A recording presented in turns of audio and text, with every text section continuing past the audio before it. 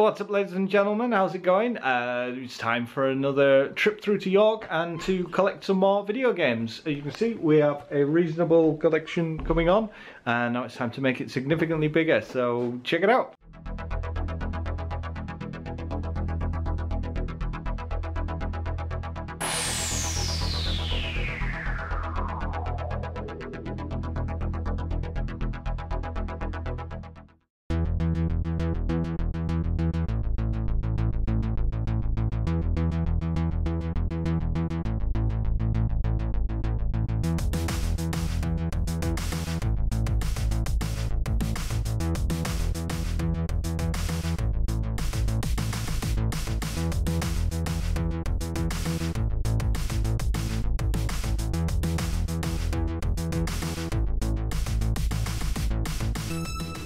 Join us on a wet and windy Thursday. We're on our way to York. I'm doing a supermarket sweep today because I have almost no PlayStation 1 games, no PlayStation 2 games, and very little in the way of original Xbox games. And they're all cheap as chips, so I'm going to buy shed loads of them for £1 a time, just to A, bulk up the collection, but also because there's some really good games you can get for cheap. So that's my plan. I also want to try and get to maybe some more N64 games and shit like that. And Rob? I have absolutely no plan at all. I'm just glad to be out of the house. So yeah, we are off. We are off to go protest the death of someone in a foreign continent for something bad that happened that has nothing to do with us whatsoever. Absolutely that. And yeah. Maybe tear down some statues due to slavery or some shit. This is getting demonetised. Oh yeah. Well, it's never fucking monetised in the first place. Fucking nobody watches my channel. This will just disappear into the ether and the obscurity, but it makes me laugh when I watch back over them, so happy days. Patriarchy!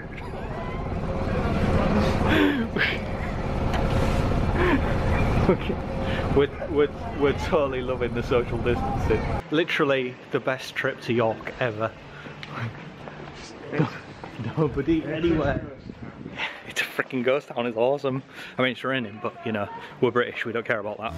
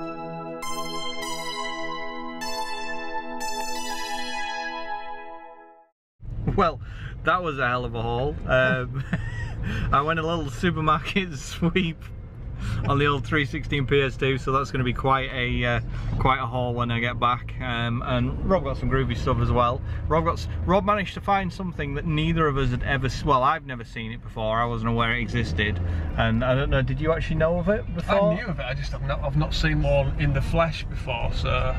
So yeah, so Rob went for rarity, I went for quantity. But it's all decent stuff. Well, a lot of it is decent stuff. There's not huge amounts of sports titles. So yeah, back we go for the haul.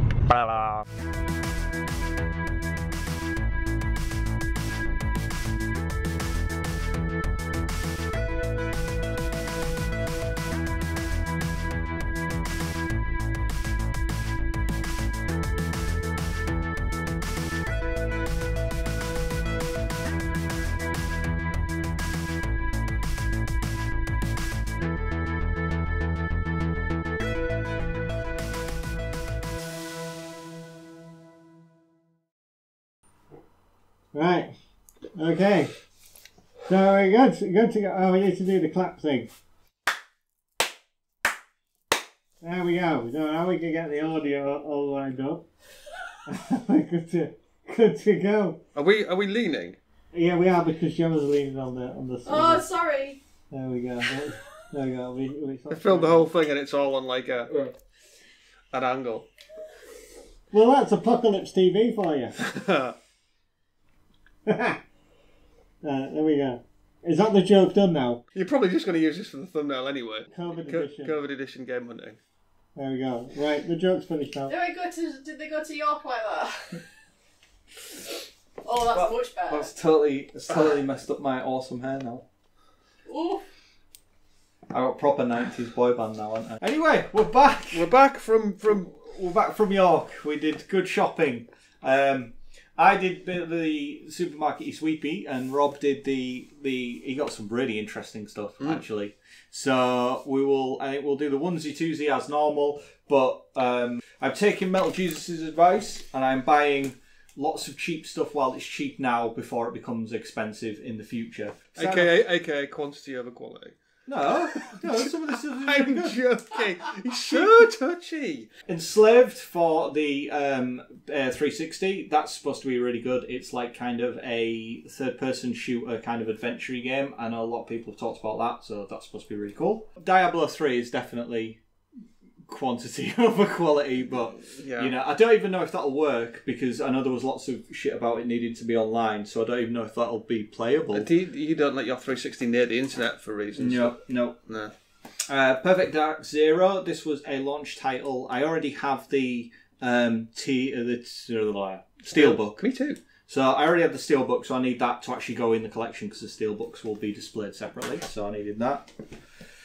Tom Clancy's Hawks 2, which is an airplane game. I already had Hawks 1 and it was good fun. It's very, it's kind of like an action sort of aeroplane game, so it's not very realistic. Defiance, because I've never heard of it and I just thought, oh, okay, and I think it was about 50p.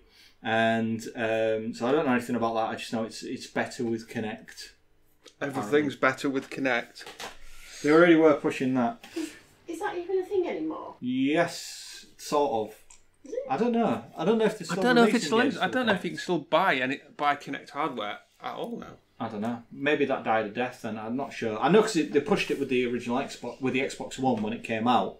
You had to buy it with a Kinect. Yeah, it was mandatory to start and with. They were still making games for it then. I don't know if they still are or not. I wouldn't care either way because I would never buy anything. That you don't know sort of speaks volumes. Yeah, it kind of does. Well, it was shit when it came out and it was shit throughout its life, so nobody cared. That's People why weren't keen on the whole bit of Microsoft hardware sat spying on you in your living room all the time. Like they haven't got a million other ways that they're spying on you. It speaks volumes that they had to force it on people. If you bought their new console, they had to come with a Kinect initially. Yeah, it was compulsory. That just kind of says we have to have it, right? But I don't want it. And it was a while before they relented and said, "Fine, you can just have an Xbox." It take a little while before they backed down from that. But fine, just buy the console and see if we care. You actually have a Kinect for yours? No. I think I've got one because I think Kalen's 360 came with a Kinect, but I think the Kinect's still in the box. I've never tried it. No, that was for the Wii U. That came with a sensor bar. So we got the Wii U. I have some PS2 Move games, but no Move. Deus Ex Human Revolution. Now this is a 10 out of 10 game. Legitimately, that's one. I enjoyed the original Deus Ex, although it was okay. I thought it was good. I definitely think it's a victim of the time that it came out. It was spectacular when it came out, but obviously with hindsight, you can start to pick it apart. This, I think, holds to the test of time better than the original Deus Ex does, I think, personally. It's gone from being one of my least favourite Deus Ex games to being probably my favourite Deus Ex game. Yeah. Vikings. I got this because, again, it was very cheap and it's got busty maidens on the back. and it's an 18 and it's from Sega. So, Tom Clancy's End War. So not like Start War, not Middle War. I can't play End War yet because I haven't finished Begin War. So Are you not done Begin War? No, or Middle War. So well, I jumped straight to Post War and I thought, it'd be good to see how the war ended. Yeah. So I'll go End War. It ends in Paris by the looks of it. Ends in Paris, yeah. Well, most wars do. Certainly for the French, anyway. All wars end in Paris for the French. Oh no, they're on the outskirts. Oh no, hands up. So yeah, Ghost Recon, another Tom Clancy's Ghost Recon. He was busy making games as our Tom Clancy. He made lots of games, didn't he? After he died, yeah. After he died. Yeah. Posthumously made. To add to the Steelbook collection, I have Stranglehold, which is a John Woo game.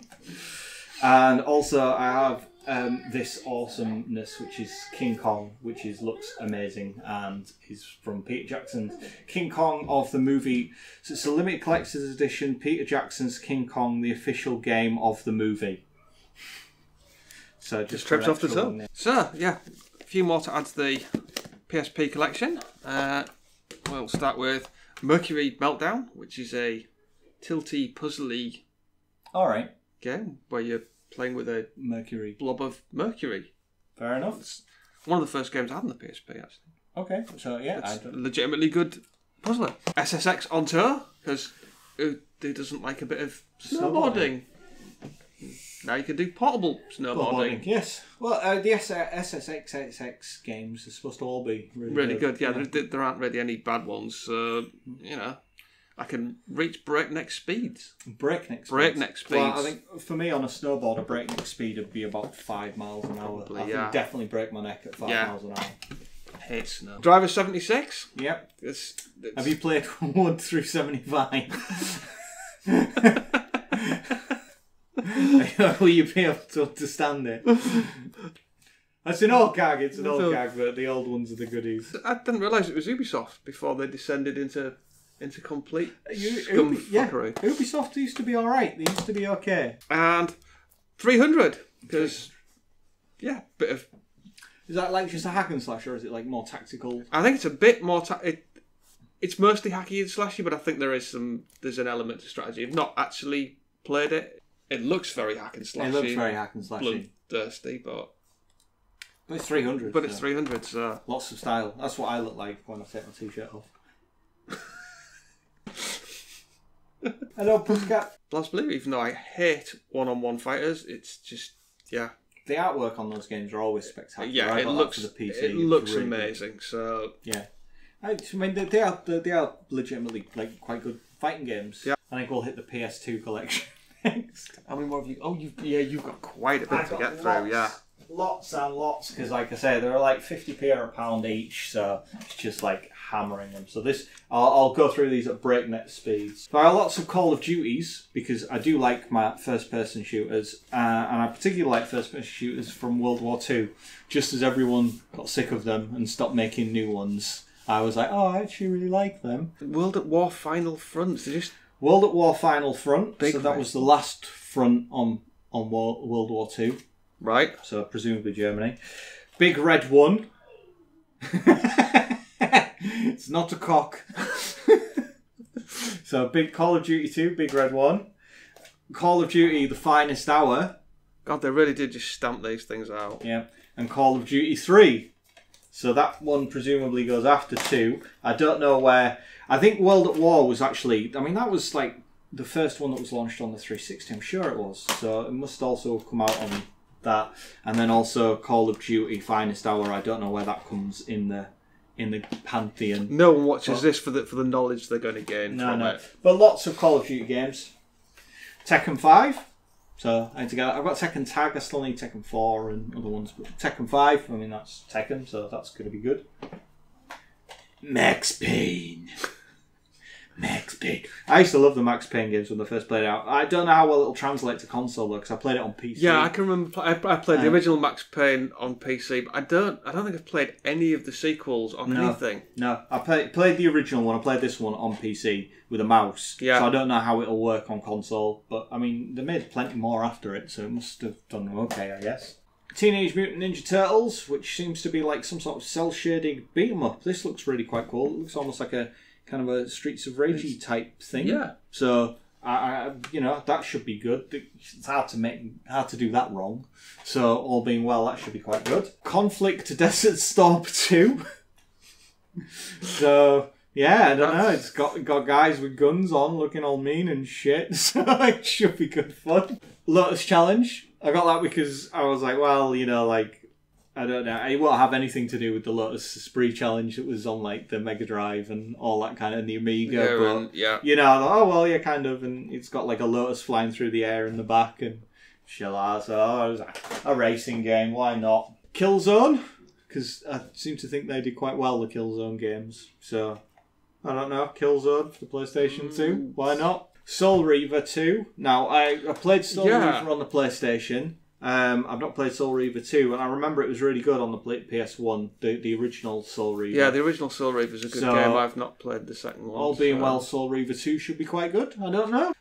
Jax 2, which is a Naughty Dog game that's, Jack and Daxter. Yeah. Jack and Daxter? Jaxy Daxter do the kind of adventure, puzzly, platformery type things, and they get good reports. People say they're really good, so I thought, well, haven't they announced one of those as a launch title for the PlayStation 5? Another Teenage Mutant Ninja Turtles. Doubling down on the Turtles. Yeah, doubling down. I like a bit of Turtles. I do quite like the Turtles.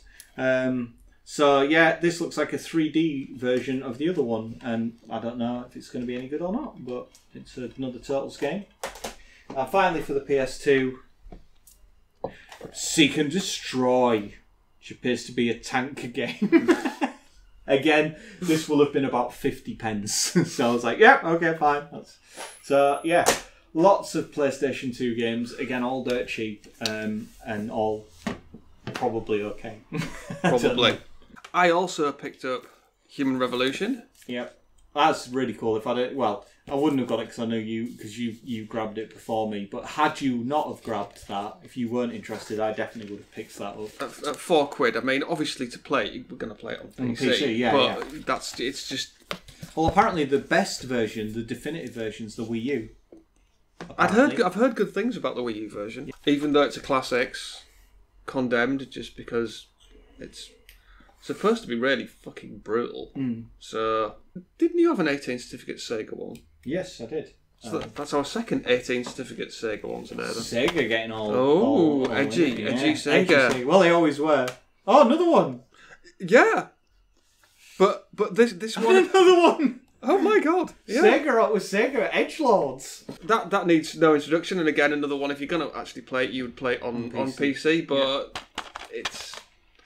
There's kind of an Aliens theme going on with some of my purchases today.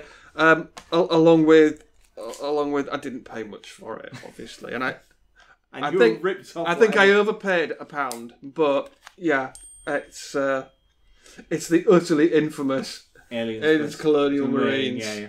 It needs no introduction. Anyone that knows anything about gaming will know about the utter shitstorm surrounding this game. Don't have an Intellivision yet, but I can play some Intellivision games now. So yeah, it's disgusting. It's disgusting though. It really means, that's one for the IPA when you get home. Yeah, this one's actually one of the only things I was on my wanted list before I set off that I spotted was. I think it's the only Micro Machines game I'm currently missing. So that's the PlayStation 2 version of Micro Machines, which is supposedly a bit crap. Right. Certainly not in the same league as... The last one I played was V3 for the PlayStation 1.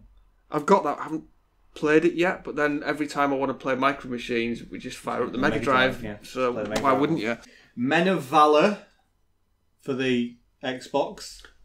A lot of war-based shooters I like today. the war-based shooters, what can I say? They float my boat. I like my war-based shooters. Project Gotham Racing 2.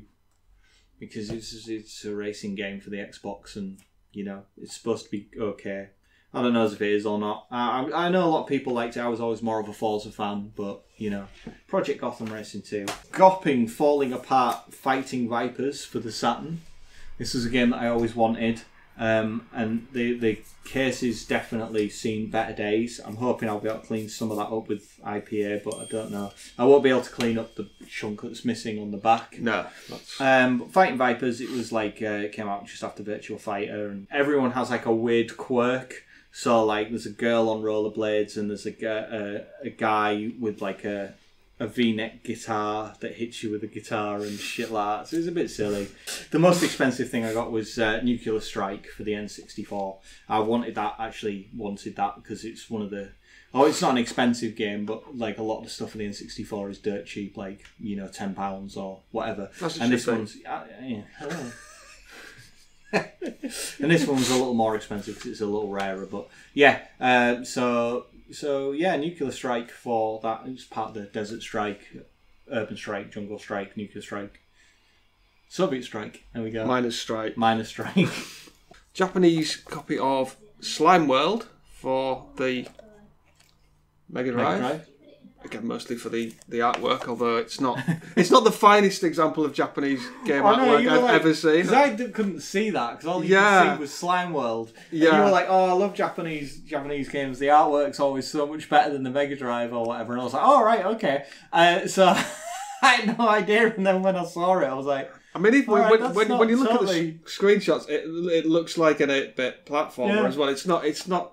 So yeah, I'm not totally sold on that one, Rob, I'll be honest. Yeah. An SNK visual history, so an art book for... That's really cool.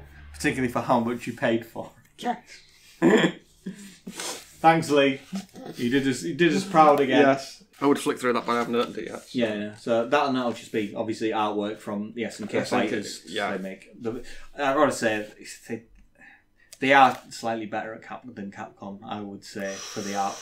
When it comes to the I would rather play a Capcom fighting game. Like I'd rather play Street Fighter Alpha or whatever, or 1, 2 or 3. But you can't argue with the pixel art for SNK is second to none. Nobody is as good at pixel art as SNK. Yeah, Metal Slug still looks amazing. So got Last Battle, which was originally that was a game based on Fist of the North Star, but because of all the blood, they had to tone it down. But yeah, it's supposed to be quite good. It's like a sort of side-scrolling, punchy thing. Have you got that on? Yeah, I think so. Yeah. So yeah, the Last side-scrolling beat 'em up on the Mega Drive. That's a rare beast. Rare. 688 Attack Sub. I know I've got that. Yeah, I've never played it. I had to get that because it's one of the very first ones on the list. I think it's pretty much always the first one on the game list. Yeah. Another one that's often quite early on, depending on how it's done, is M1 Abrams tank. So that can sometimes be quite early on. So I got a tank game and a submarine game. Again, these were dirt cheap, but you know, I like my war games. So that's the thing. Very war-y. Oh, in fact, actually, fucking hell, I got Afterburner 2 as well. So literally everything's all about by land, by sea, and by air. Like I've got it all. I've got the full gambit of war there. Everything. Mechanised warfare at its best on the Sega Mega Drive at 16-bit. So I got those, and then just to also add to my god complex, I got Populous for the Master System, which it was again dirt cheap. I think it was about $5 or something. I can't imagine playing that on a Master System. Yeah. Well, I mean, to scale back the graphics a little bit. I don't know how. It doesn't look that. Doesn't look totally terrible. I mean, I'm assuming your first taste of Populous was Amiga. Yes. Yeah. Yes, it was. But yeah, but like the thing that I found, because I remember playing SimCity on the Amiga and liking it, and then I played SimCity on the SNES, and I preferred the SNES version, and that sort of, because I was always, you have to play these kind of games with a mouse, you have to, just by the nature of them. But then when I played SimCity on the SNES, I was like, oh, actually, this works really well. It works better. It can be surprising. So, like I played Lemmings on the PSP. All right. And you would think, tiny screen, tiny little creatures, no mouse control. This is going to be awful. It was the way they'd set it up. It worked absolutely brilliantly. In fact, it's probably the most enjoyable run through of Lemmings I've had. I loved it. I think with a lot of those kind of games, if it sucks because it's on console, that's the developer's fault. There's nothing inherently stopping those games from working on console. There's nothing to stop it. I mean, I got Warcraft 2 for the PlayStation, and I'm going to get a mouse for that. But there's part of me that's like, do I actually need to? Could I get away with just doing it with a controller? I'm going to try it, so I think I'll probably get a mouse for that anyway. But yeah, I've yet to try it, but I picked up the original Deus Ex, the PlayStation 2 version. All right, of it. As even on the PC with mods, there's no way of playing it with a controller, and I am very curious to see how they've gone about getting that. It's getting what was a really clunky, really mouse and keyboard centric user interface, and how they've managed to convert that to you know, PlayStation controller. Yeah, in keeping with the theme, has a alien statue, which I'm not taking out the bag yet because you've got to like attach its You've got to build bits and put all its things on. Were you going to build that today when you get home, or later today? I would imagine so. It's not like build. It's I think it's just click it together. But when it's done, if you take a photograph of it, you can send it to me. Yeah. And then I can stick it in. You can splice that into splice it in, because I'm not going to edit this for a day or two anyway. Right. I don't even know when I'm going to upload it. I will send you a shot of that. From what I've seen when you opened it, it looks like quite a decent quality thing. It's like thing. a decent size as well. Yeah, it's a biggish. So that's quite cool. Thing. Toka touring cars for the PlayStation 1. I put in so many hours into this when I was a kid. I played this loads. That's why I had to get Toka touring car. I always used to race as the Volvo because it was quite chunky and you could bash people out of the way. So there's more to it than that, I would assume. But yeah, I used to play Toka an awful lot. Yeah. So Toka on the PlayStation. I also used to play these quite a lot. So I got V-Rally 1 and 2. I don't really remember playing V-Rally 2, but I played V-Rally 1 a lot. Yeah, I played the shit out of the original V-Rally. Yeah, so I played a lot on that, and that was really, really good back in the day. Yeah. And I'm assuming V-Rally 2 was good as well. I just don't think I ever played it. It should be V-Rally, but more better. But 100% better. Yeah, or 2 better. Or 2 better. Micro Machines V3. Yep. It's got to be classic. I played that a lot when I was a kid as well. That was really, really good, because it's Micro Machines. And yeah, I don't know what it's got like a weird black case thing going on. But anyway. So I don't know. This might be the last of the good Micro Machines. We'll have to find out when you play the PlayStation 1. There's G-Police. I really liked this. Like, you fly in like a helicopter on, I don't know if it's Mars or the moon or whatever, but you're in like a weird floaty attack helicopter in domes in a city, and you fly around the city and everything. I could never quite get into G-Police, but my next door neighbour at the time, he was always on it. He played the shit out of G-Police. I really liked it when I was a kid. Played a lot of that. So yeah, G-Police, that's good. Swiftly moving on. Tekken 2. I've got Tekken 1, but I need Tekken 2, obviously. But no, I don't, because I've got it. But now you need Tekken 3. Now I need Tekken 3. And I think we've got Tekken 5 somewhere in there. I like fighting games, so why not? Hello. Speaking of fighting games, Street Fighter Alpha 3, which is exceptional. That's one of the best Street Fighters of all times. And it's really good. It's a shame it's the PlayStation version. If I could get it for the Saturn, but it's very expensive for the Saturn. Final Fantasy 7. This is the joys of PlayStation. You get loads of really, really good games dirt cheap. So, yeah, it's a little jank by the looks of it. It's missing a manual as well. And it might even... It's got goop on it. So I don't even know. I'll have to see if it even chuffing works. But was it only 3 discs? Yeah, it was only 3 discs. So I might have to try and pick up a manual for that. But yeah, Final Fantasy 7. Yeah. Why not? I think, you came away with the prize. The best buy. None of these are wise purchases. This is a Sharp Twin Famicom. Yes. So a very rare piece of gear. You don't. Yeah, it's the first time I've seen one in the flesh. Yeah. So I was quite. Like, literally up until you showed me it, I didn't even know it existed. You didn't know it existed. So for those of you who don't know what that is, that's a Japanese NES. Only they call it the Famicom, the family computer. So it's a Japanese NES. It's an early release because you can see that it's got like the actual controllers are attached and going through the side rather than the back. But it also has this groovy little like disk drive thing.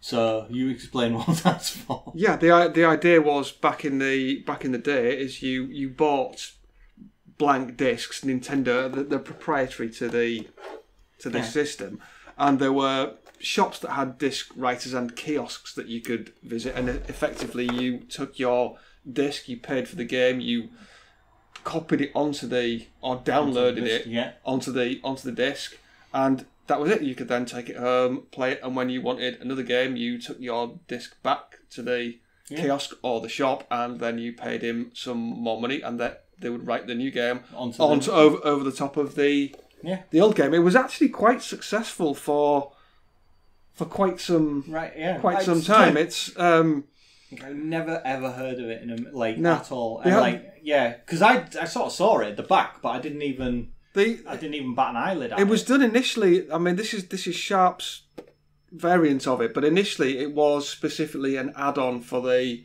Famicom. Yeah, Right. and it sort of sat underneath the Famicom. Oh, is that why it's got the grooves underneath it? Right.